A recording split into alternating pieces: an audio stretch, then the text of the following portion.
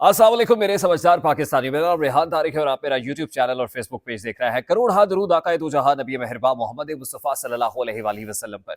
इस दुआ इस उम्मीद के साथ इस व्लॉग का आगाज करते हैं कि अल्लाह रब्बुल इज्जत इस मुल्क के फैसला साजों के दिलों में समझदार पाकिस्तानियों के लिए नरमी पैदा कर दे।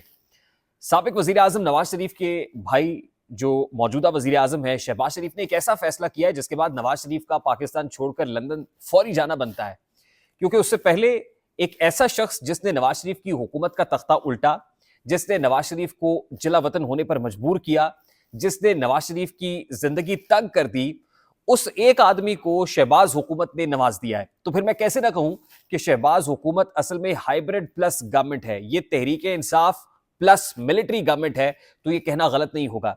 शहबाज शरीफ साहब हर वो काम कर रहे हैं जो मिलिट्री एस्टैब्लिशमेंट करने का कह रही है। उनकी कैबिनेट उनकी नहीं है, उनकी इकोनॉमिक डिसीजंस उनके नहीं हैं, उनके बहुत सारे ऐसे फैसले हैं जो वो लेने में मुख्तार कुल यानी कुली इख्तियार उनके पास मौजूद नहीं है। आज ही चीफ ऑफ द आर्मी साहब जनरल आसिम मुनीर की शहबाज शरीफ से मुलाकात हुई, मोहम्मद बिन सलमान से होने वाली मुलाकात से मुताल्लिक आगाह किया गया।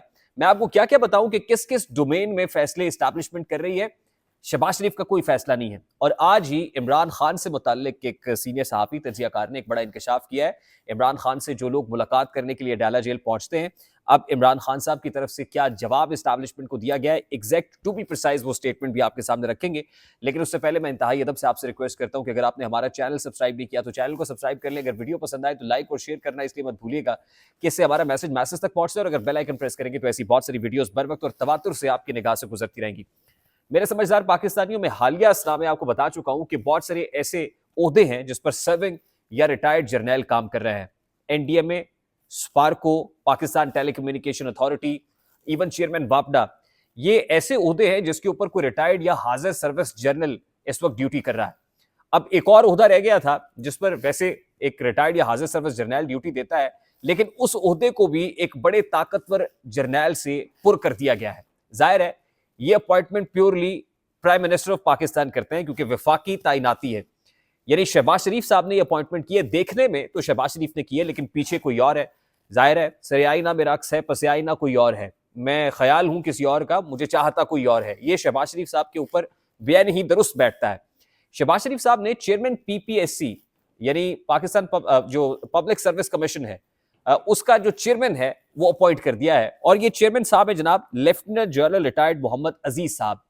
मैं जरा lieutenant general retired Mohammad Aziz साहब का तारुफ आपसे करा दूं कि इन्होंने 99 के अंदर जो कारगिल वॉर थी उसमें नॉर्दर्न कमांड को कमांड किया था कारगिल के महाज के ऊपर और भारत के खिलाफ जंग लड़ी थी। ये 77 साल जर्नैल हैं, ये 4 स्टार जनरल रिटायर हुए हैं। ये chairman joint chiefs of staff committee भी रहे। 2001 में इनको chairman joint chiefs of staff committee appoint किया गया और 2005 में इनकी रिटायरमेंट हुई। ये हॉकी फेडरेशन के प्रेसिडेंट भी रहे हैं। ये इतने ताकतवर जर्नैल थे कि इन्होंने नवाज शरीफ हुकूमत का तख्ता मुशर्रफ के साथ मिलकर उल्टाया था। आपको वो मिलिट्री कू तो याद होगा कि जिस वक्त नवाज शरीफ साहब ने उस वक्त के जो मिलिट्री डिक्टेटर मुशर्रफ साहब का तैयारा पाकिस्तान उतरने से रोका था। तो उस वक्त जाहिर है एक साजिश चल रही थी और ज़ियाउद्दीन भट्ट का नाम भी आपको पता है, जिसको नवाज शरीफ साहब असल में chief of the army staff लगाना चाहते थे, जो उस वक्त के डीजीआईएसआई थे। इंटरनली मिलिट्री कू की कोशिश हो रही थी और उस कू को असल में इंटरनल जो बगावत थी असल में मिलिट्री, उसको उस बगावत को कुछ लोगों ने नाकाम बनाया था और अल्टीमेटली मिलिट्री ने टेक ओवर कर लिया था। उस मिलिट्री टेक ओवर के अंदर 4 जर्नैलों का रोल बहुत अहम था। 4 जर्नैल, उन 4 जर्नैलों के अंदर से one of the most prominent general was lieutenant general retired Mohammad Aziz साहब।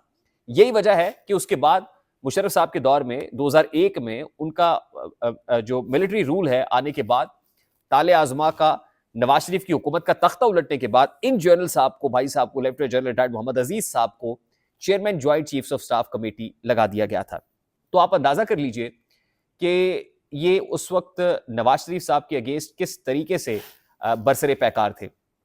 अब वक्त गुजरा, जमाना गुजरा और मैं कहता हूं ना कि वक्त का पहिया बड़ा बेरहम है। वक्त का पहिया इतना बेरहम है कि आज शायद शहबाज शरीफ साहब को अंदाजा ही नहीं है कि उन्होंने एक ऐसे जर्नैल को चेयरमैन पब्लिक सर्विस कमीशन लगाया है कि जो शरीफ फैमिली की पाकिस्तान से जिला वतनी का बाइस बना था, जिसकी वजह से शहबाज शरीफ साहब, नवाज शरीफ साहब, बेगम कुलसूम नवाज साहिबा, बहुत सारे शरीफ फैमिली के लोग जद्दा चले गए थे। सऊदी अरब रात की तारीकी में निकल गए थे और बेगम कुलसूम नवाज साहिबा की वो यादगार अल्फाज भी अभी तक समातों से टकराते हैं जिस वक्त वो यहाँ से कूच कर रहे थे। अल्लाह ताला उनकी मग़फ़िरत फरमाए। लेकिन इसमें पैगाम है, और पैगाम मिलिट्री इस्टेब्लिशमेंट की तरफ से नवाज शरीफ साहब को है कि नवाज शरीफ साहब के लिए इस वक्त कोई स्पेस, कोई रूम पाकिस्तान के अंदर अवेलेबल नहीं है। एक पटिशन कोर्ट के अंदर कराई गई, इसलिए कराई गई एक वकील साहब की वसातत से कि उन्होंने सूबाई काबीना का इजलास कैसे चेयर कर दिया। यानी वो किसी पोजीशन पे नहीं है, वो एक एमएनए है, वो कैसे पंजाब के अंदर वजीर आला के साथ बैठ के जो प्रोविंशियल कैबिनेट है उसका इजलास चेयर कर सकते हैं, और उसके ऊपर समात भी हुई। अब फेडरल कैबिनेट में तो वैसे दिखते नहीं है, वहां पर तो उनके भाई ने जिसारत ही नहीं की कि वो अपने भाई को कैबिनेट में बिठा ले और ये पोस्ट करे कि जी ये हमारे मेंटोर हैं, या इनकी बदौलत मैं वजीर आजम बना हूं। उनको पता है मैं इनकी बदौलत वजीर आजम नहीं बना हूं, इसलिए जिनकी बदौलत वो वजीर आजम बने हैं उनके कहने पर हर वो काम कर रहे हैं जो अगेंस्ट जाता है उनके भाई और उनके भाई के उसूलों के। और फिर अब यही हो रहा है। नवाज शरीफ साहब का इस फैसले के बाद, to the best of my knowledge, at least मेरी दानिश में, तो उनका पाकिस्तान में रहना या पाकिस्तान के अंदर कार्य सरकार चलाना या मौजूद होना बनता कोई नहीं है। दूसरी इंपॉर्टेंट चीज ये है कि एक तरफ तो इस्टेब्लिशमेंट की ईमा पर ये काम हो रहे हैं, दूसरी तरफ अडयाला जेल में बैठे हुए इमरान खान साहब को बहुत सारे जो मफामतकार हैं वो पैगामात लेकर जा रहे हैं, सुलह जोई की कोशिश कर रहे हैं, इमरान खान को मनाने की, राजी करने की कोशिश कर रहे हैं।